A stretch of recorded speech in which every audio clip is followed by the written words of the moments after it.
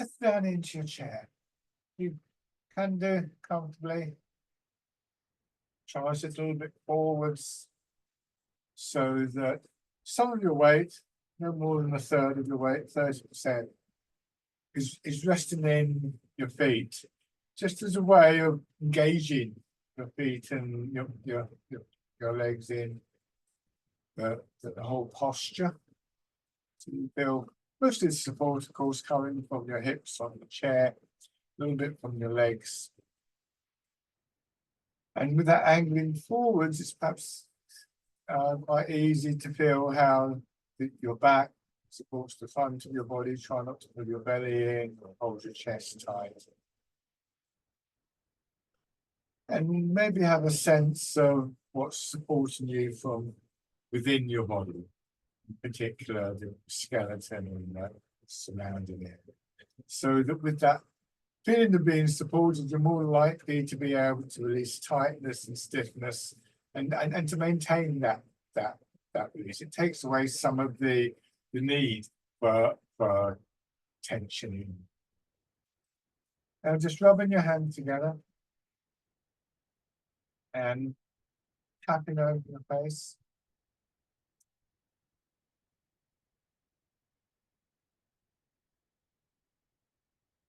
Over your head and neck.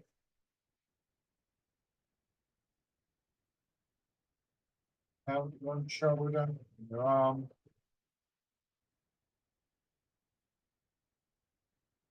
On the other side. And the upper part of the chest.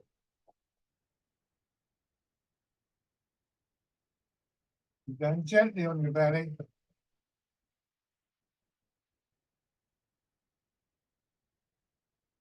And then your legs.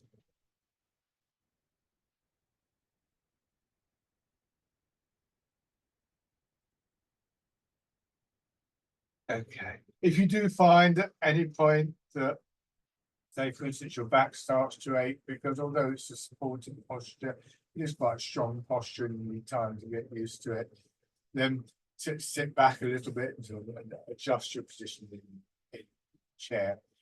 The idea is to maintain that space that I just mentioned. And for that, you need appropriate support. And it's within that space that the movements that we do take place. In particular, the sense of the flow, the sense of the energy.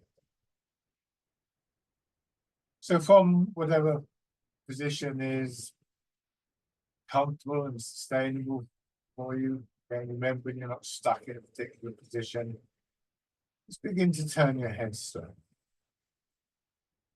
So we want the movement to fill the space, but not to start to really push hard to strain against it.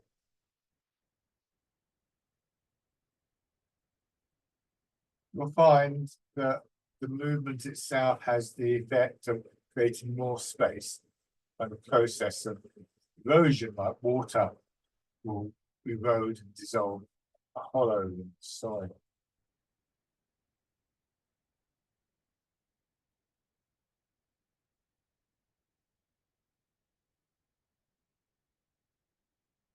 You'll also find that there's a natural harmonious flow that begins to develop overall. Just taking note of those areas where that doesn't seem to be taking place. Just observing that, not dwelling on it, necessarily trying to do anything about it at the moment. Hands in front of your shoulders and circling your elbows back.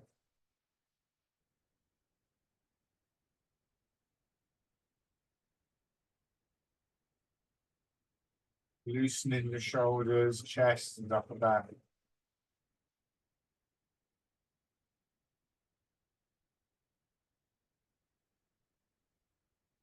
And forwards. Trying to keep the focus of your attention on the inside of your body, those movements, those changes within the body. But looking out from that, it's not that we're ignoring the external. Hands down. winding your arms around.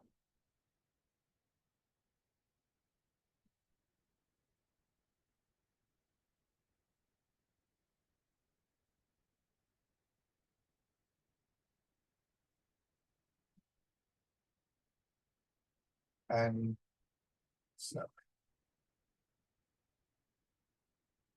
these initial movements are very simple, and they give us an opportunity to refamiliarize ourselves with these, the internal landscapes and movements in our bodies. It can be quite difficult with some of the more complex exercises, because of course a lot of your attention is on what is actually happening in the choreography of the movement, that other way. But the idea is always to try and sort of internalize the movement. So the movements are built from the inside out through a combination of awareness and intention, physical movement.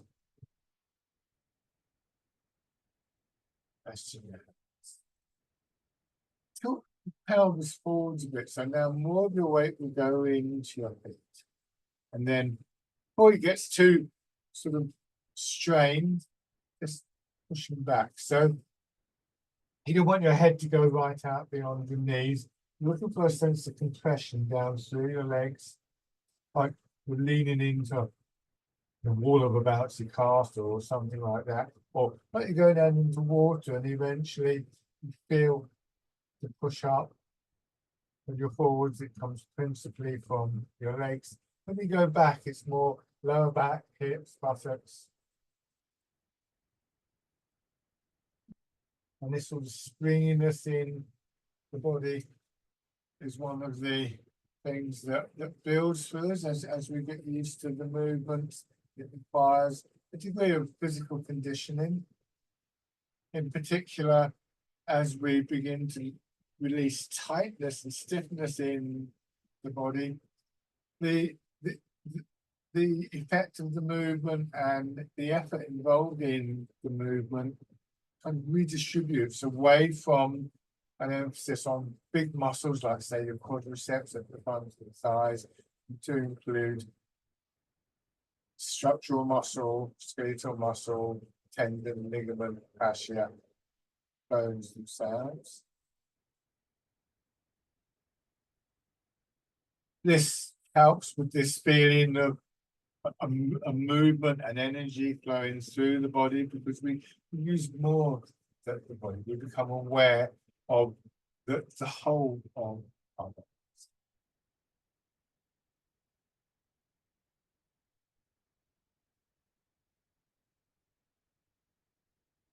Turn and just a little bit, so more of your weight goes into one leg. And that sense of the whole body moving as one unit, body, mind, and energy being one thing, sits in the background of our intentions. Here, there's also an element of being very specific with one leg in particular. So there are kind of layers of intentionality. And the other way.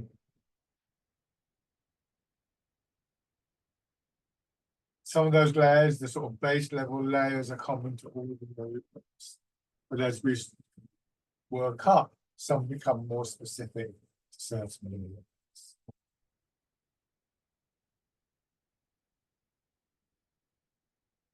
And then circular.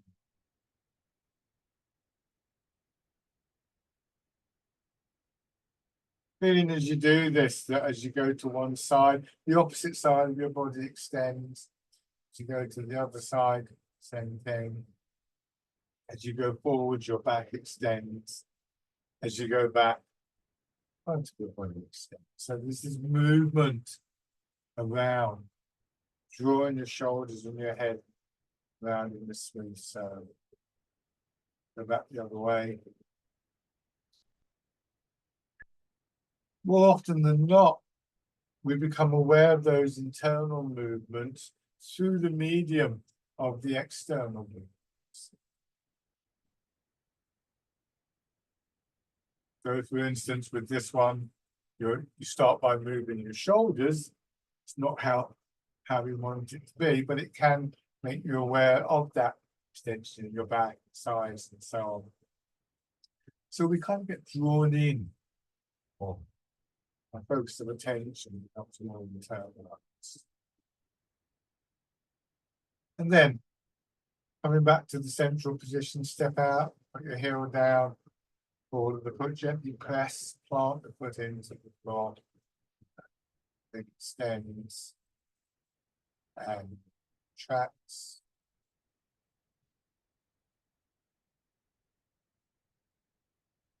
This time, having planted the foot, follow up with your weight, going forwards and back.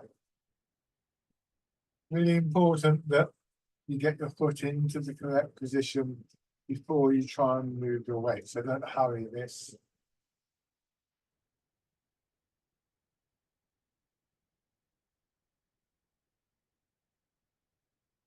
Parallel, change sides.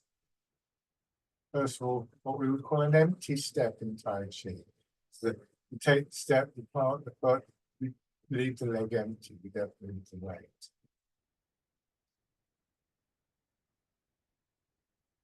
And then transfer.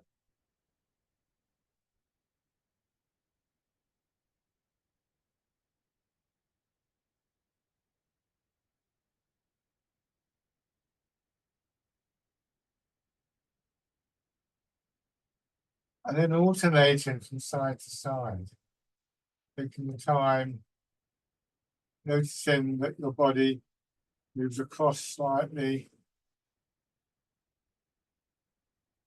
turning just a little bit, allow foot to move out. Very subtle, fine motor movements. To practice.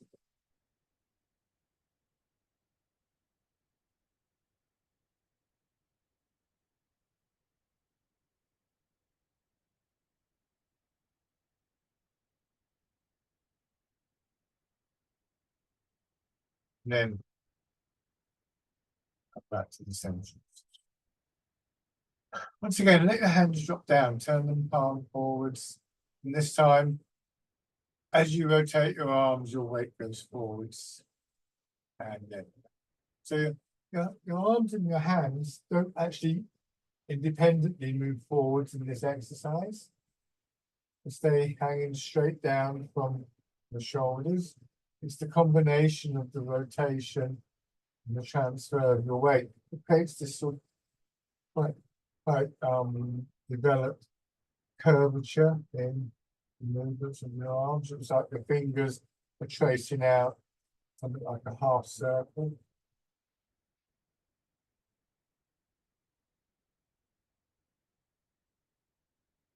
The bird folds its wings. In the movement, big muscles of your chest and upper back.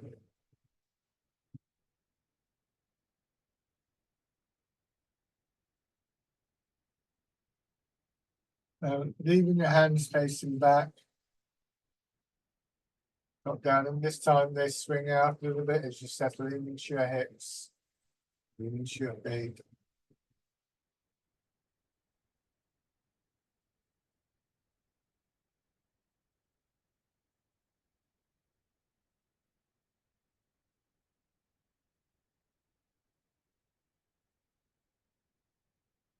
Sometimes we use the image of moving through water, so the air around you a little bit thicker than normal.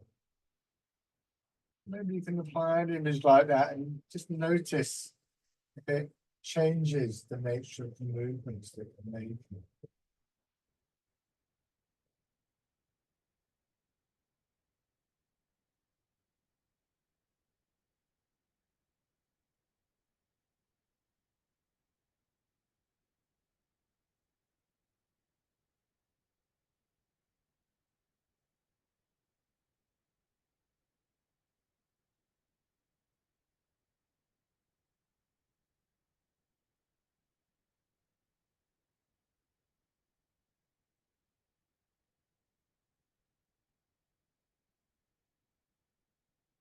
So fisherman cast the net, and then this time from the front position, simply coming back, leaving your arm in position so it gets drawn up a little bit, and then you drop your elbow. Use both arms. Imagine the ball underneath your arms, and just rolling the ball, drawing the ball into the match.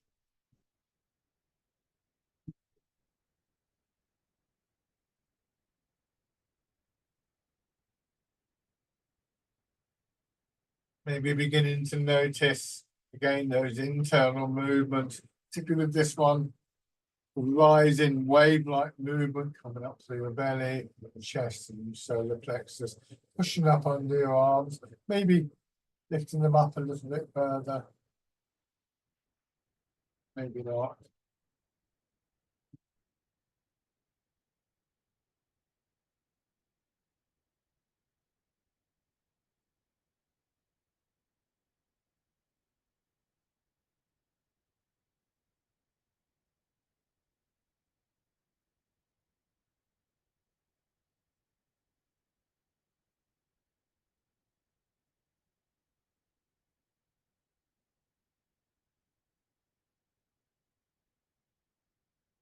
This time, as you come back and your arms start to come up, turn them palm in, drawing your elbows apart. This pigeon spreads its wings, your arms coming out a little bit, and then drawing in, and again, that wave-like expansion, belly, solar plexus, and up into your chest. And then that whole area contracting, and as your arms come in, slightly more subtle expansion in the back and between the shoulder blades.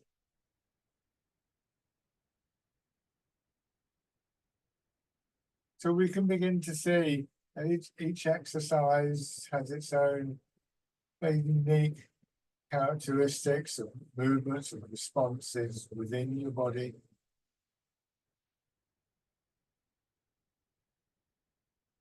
And yet at the same time shares much that is common to all of them.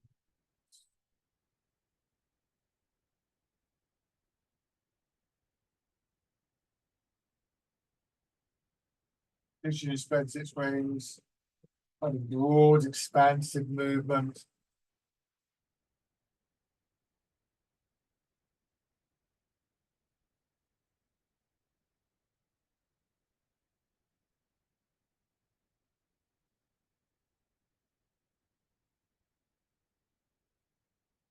And then moving your hands, position in front of your hips. So slightly more compressed, packed movement, pushing wave. As I go forwards, I let my elbow come in. The movement pushes my elbow forwards, and that pushes my hand forwards and upwards. This very gentle flow. I'm not trying to lift my arms.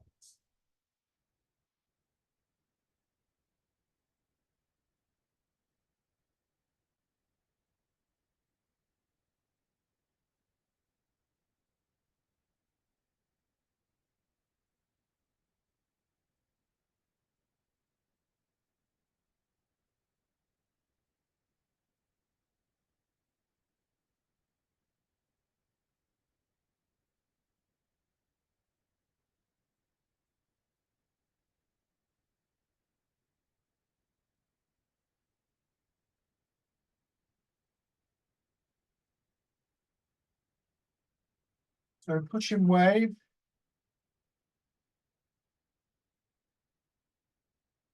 Then aware of that sense of the inner landscape, spaciousness within your body.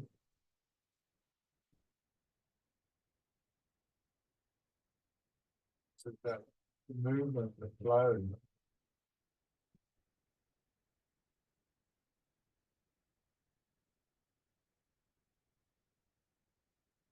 Small. Then we're going to combine this with the stepping that we did earlier. So sit back, turn a little bit towards one foot, extend and plant foot, then coming back, bring the foot in, change to the other side.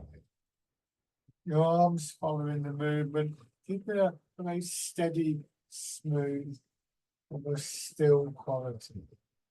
So the movement is led by your feet and the movement of your weight builds into those changing patterns that I referred to in your upper body.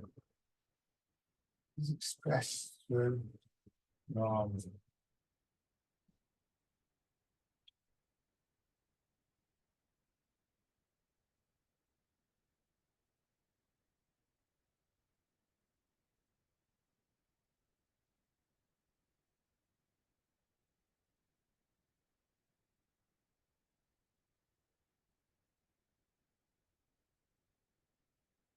One more on each side.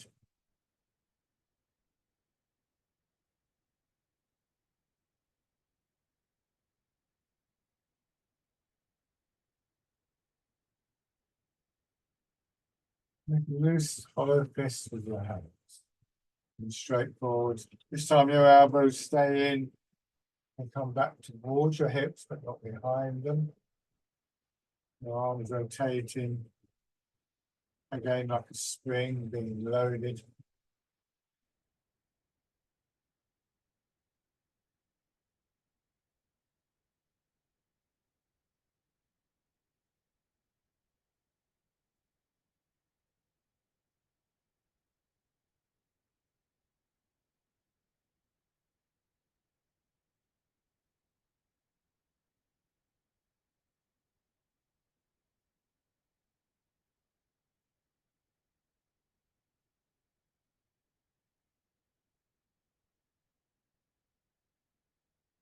Now, from the forward position, open your fingers, turn your hands out, they wide out and back, coming in and finishing with, once again, that pushing wave movement.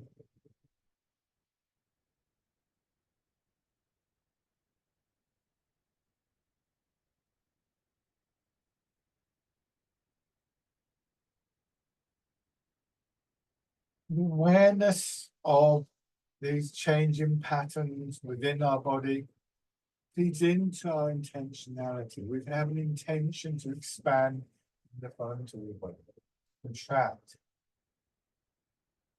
settle into the hips to feel the push up. So it's not we're given many clues through the external movement as to what could be going on beneath the surface.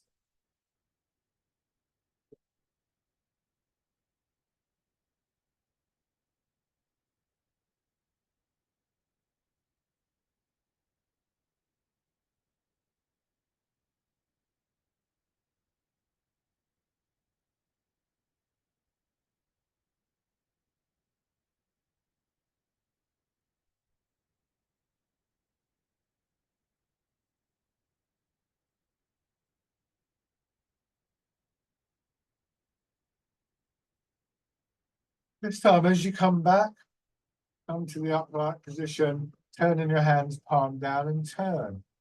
And then as you go forward, like that, push your hands out, spreading your fingers out a little bit, swinging across and back, polishing the tendon.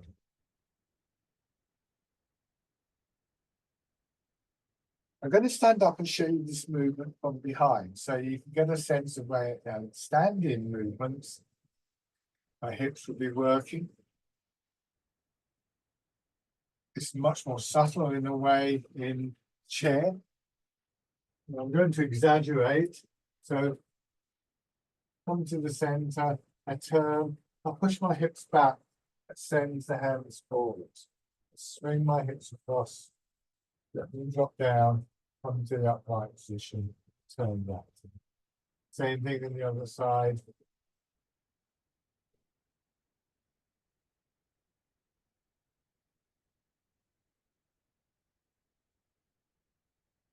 One of the things that we're told sometimes in Tai Chi is that as we become more experienced in the movements, they become smaller.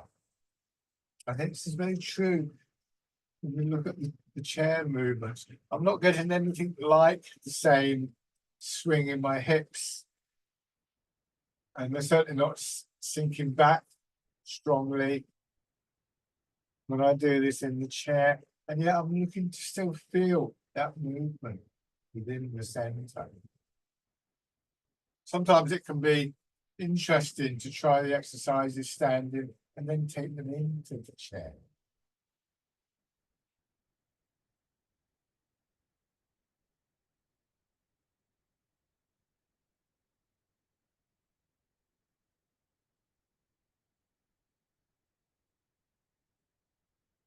One more in each direction.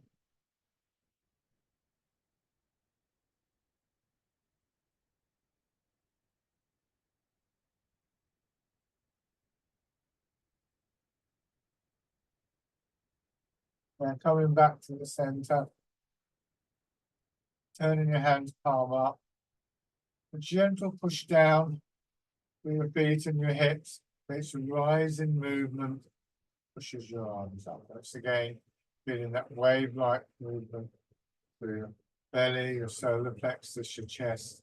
Your arms being pushed up as though you're pushing a ball up from the ground, then pressing it down into.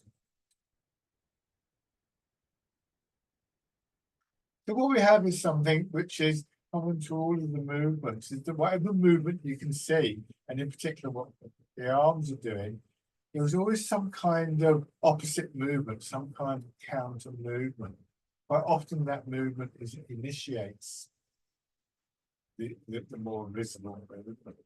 And inevitably, sooner or later, regardless, sometimes it might go back a bit or whatever, but sooner or later, all of those balancing movements, as we might call them, move down into the ground. It's a very direct relationship in this exercise.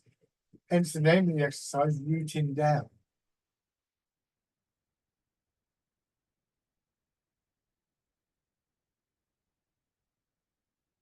You'll take your hands outwards and going into the exercise, the wild goose. That same sense of a press downwards through your hips, pelvis, as the prelude.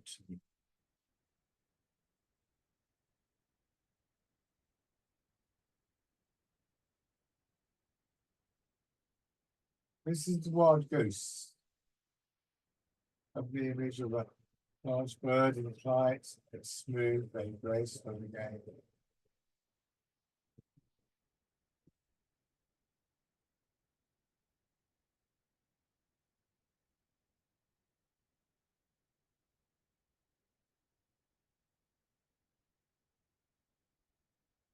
And then easing forwards so your hands can just gently slide in front of your knees, sit back and push up, elbows being pushed out. Just drawing your hands around in a circle. You can imagine the shape of the circle in front of you, just tracing that out with the fingers.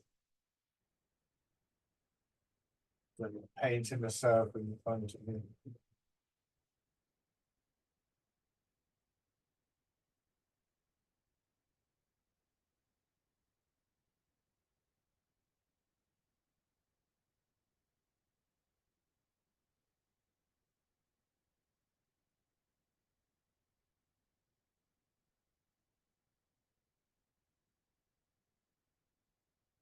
And go back to the first of these, rooting down.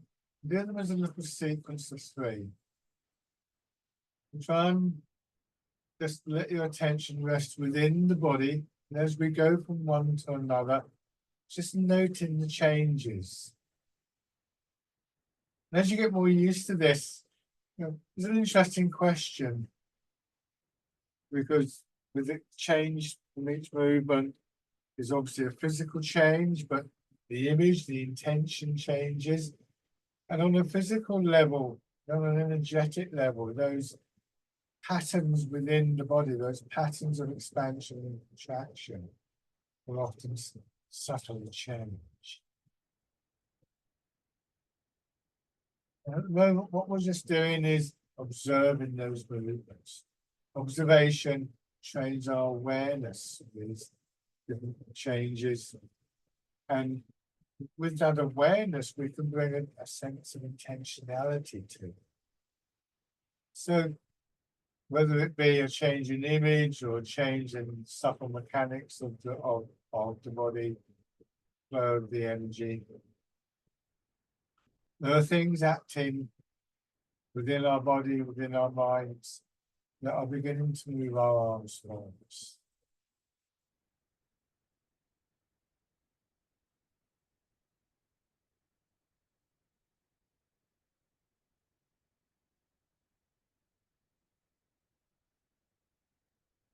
One more round of this.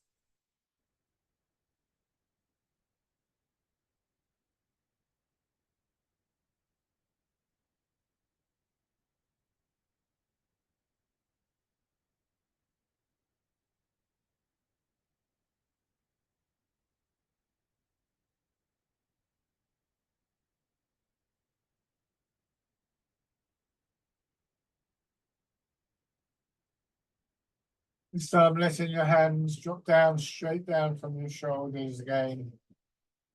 And with the next bit of expansion on one side, elbow being pushed up, drawing your fingers up. And finally, in reverse position, wind your arm around. Dragon plucks the stars. And your attention to the opposite hip, opposite side of your body, expanding. And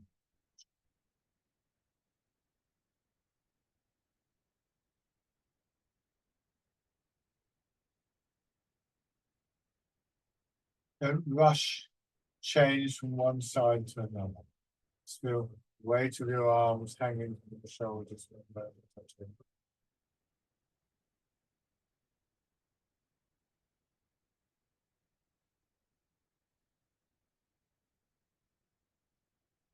And one more on each side.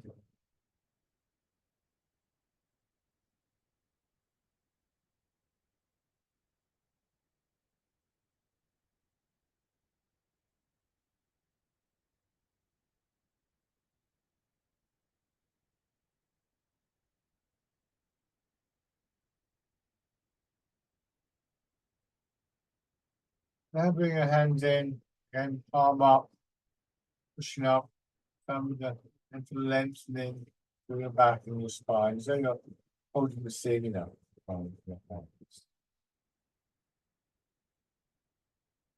Back, same time. Pushing out sideways this time.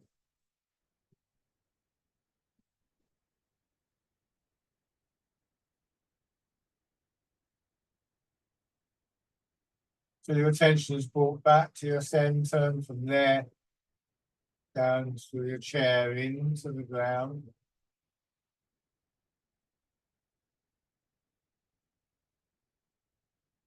And this time, just push out the turn. Notice how your center redirects your arm. Turn in the other direction.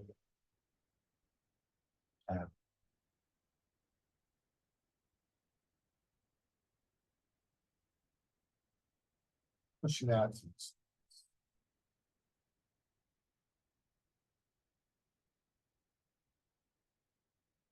So pushing in the forward direction.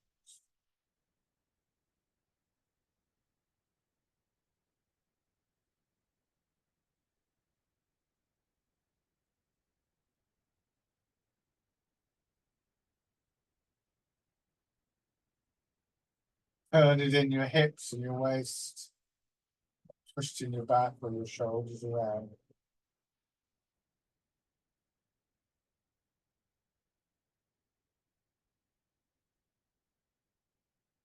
And then extend one foot, knee just a little bit bent, easing forwards. A little bit stretchy this one, so go nice and gently, scooping the seat. And then as your hips drop back, an expansion up through the front of your body, looking at the sky.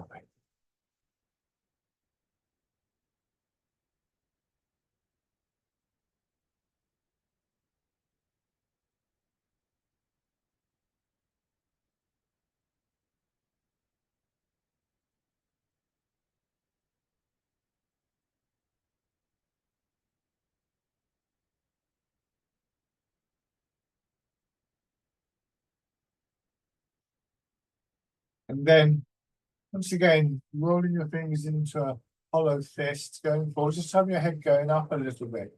Drawing your arms over and around, grasping the tiger's ears. And again, as we go forwards, there's this opening across chest, exaggerates, it's very exaggerated, which then contracts, that helps to bring your arms around. It's not just your shoulders.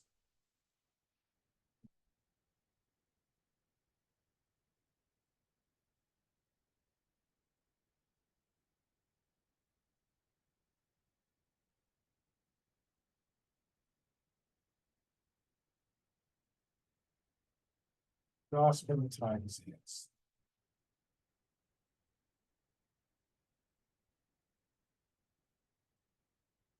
So, change the note.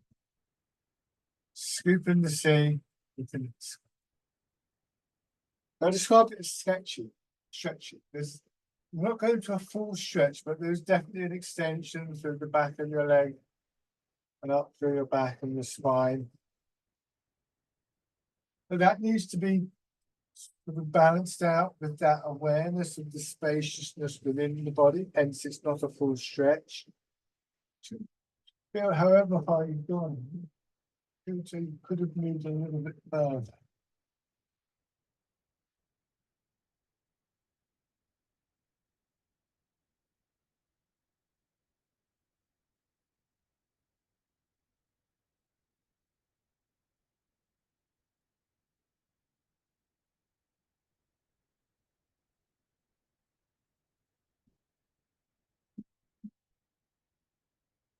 Change into grasping times.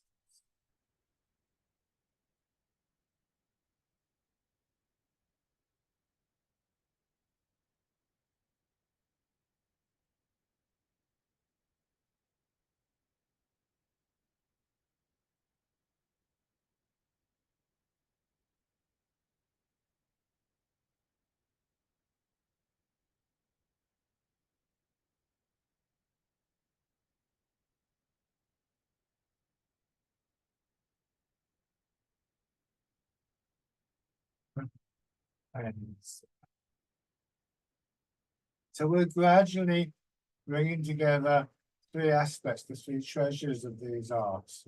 Our bodies, obviously, the mechanics, physicality of the movement, our minds, awareness, intention, and the movement itself, the flow, the energy.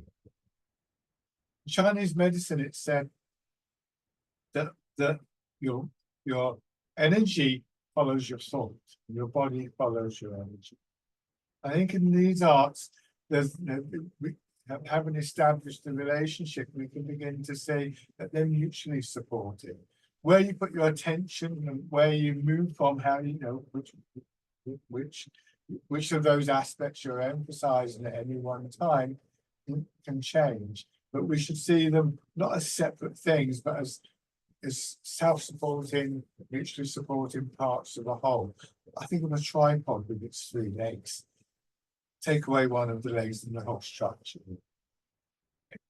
So it might be that the shape of a movement, you can see a movement happening, draws your attention to the more subtle change within the body and eventually of energy. It might be an image that does that for you. It might be a recognition of the internal flow and how that moves your arms forward. So the starting point can be different, but the end result that we're looking for is for these three elements to harmonize. Just coming back to sitting for a moment.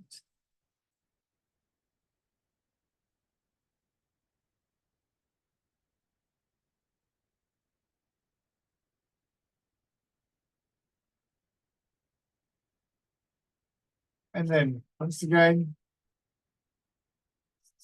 rubbing your hands together and tapping over your face.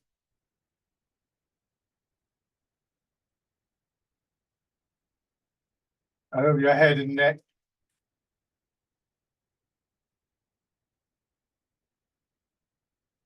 Down to one shoulder and your arm. And on the other side. The upper part of the chest. Your belly. And the legs.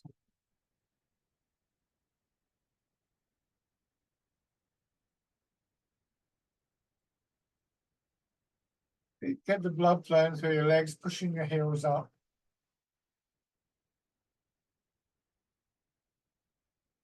And then circling.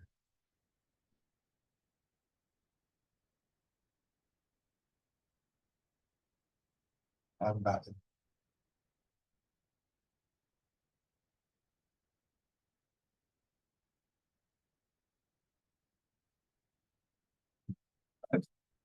Now standing. So the chair-based exercises are a good way of actually beginning to get a sense for how these movements can feel. Physically, I think it's a bit more challenging standing sometimes, for obvious reasons. But I think in many ways the chair-based exercises encourage a much greater internal awareness.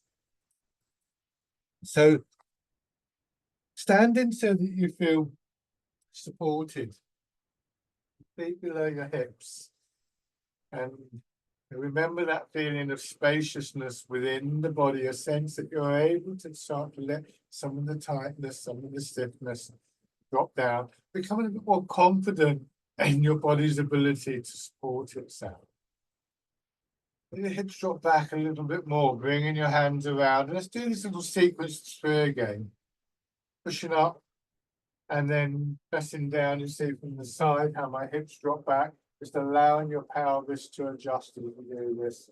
And then change into the wild goose.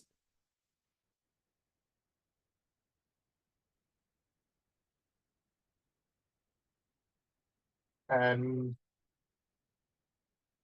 parting the planks.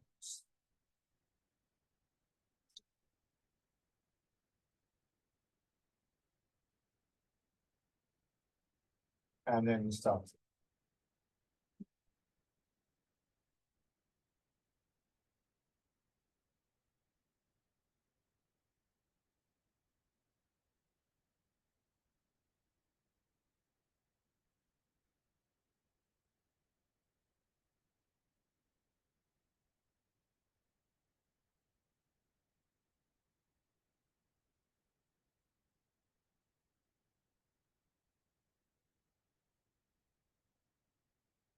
One more round.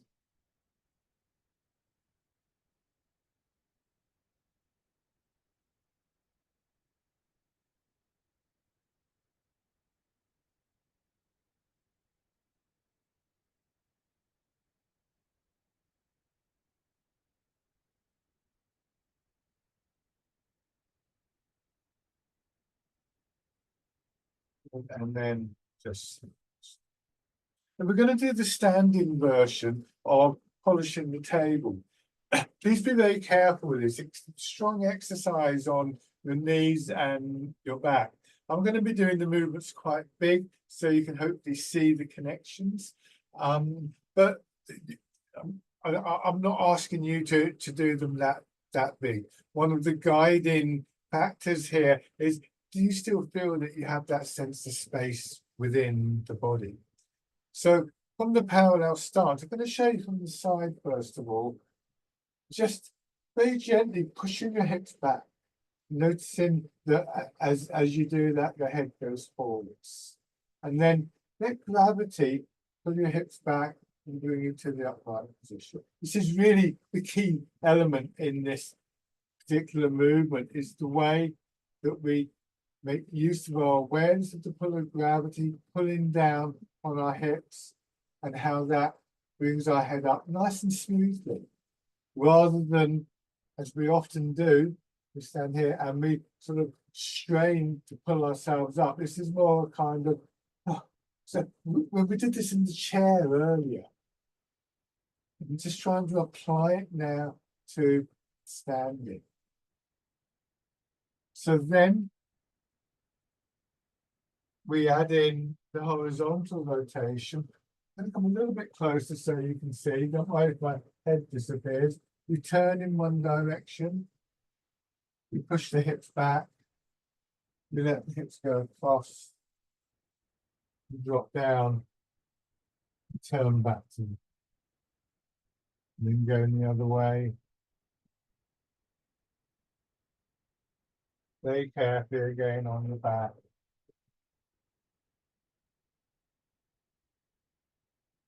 I'm turning. So don't overextend. The hips go back rather than thinking of your shoulders going forwards. And that way, when we do this, your center of gravity stays over your legs. If you simply lean forwards, you'll start to feel as though you're falling forwards, which is not the idea. Now, from the center, your arms onto you, push back the hands, just get pushed forwards a little bit, swing them across, and back to the center. Polishing the tail.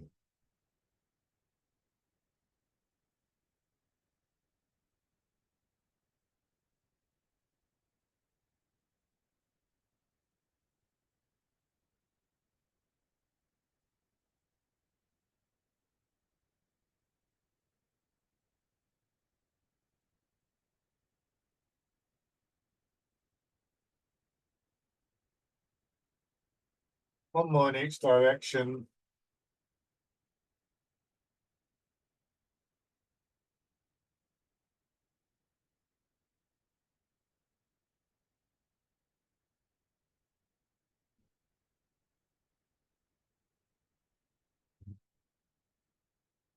I put 1 foot forward.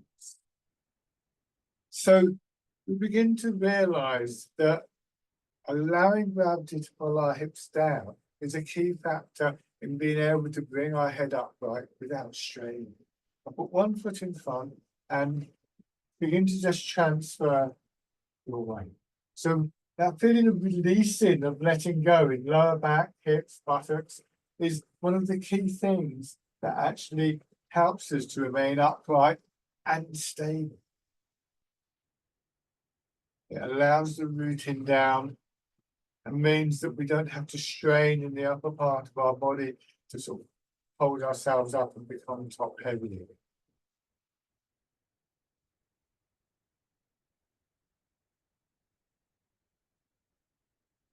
And then as you go into your back foot, letting your hips drop, but drawing your toes up.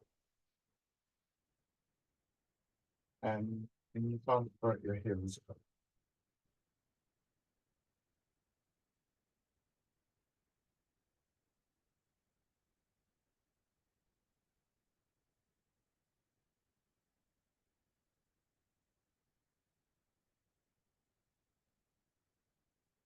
And then stepping in. And as you step in, releasing your hips. This is quite tricky and it's counterintuitive. You may find yourself sort of stiffening up if you feel a bit wobbly. And one of the ways to counter that, I just put my hand on the wall here. I get a little bit of security, a little confidence, and I can think, oh, if I feel a bit wobbly, maybe if I let my hips drop. And we gradually, as I say, build that confidence in this process of releasing. Then eventually you can do it without holding on to something.